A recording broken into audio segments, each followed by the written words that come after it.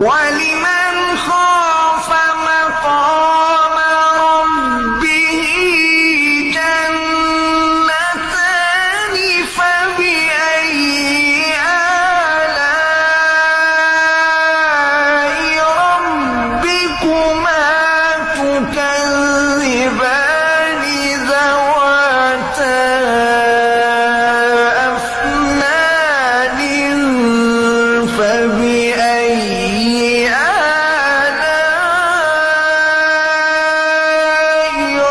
ربكما تكذبان فيهما عينان تجريان فبأي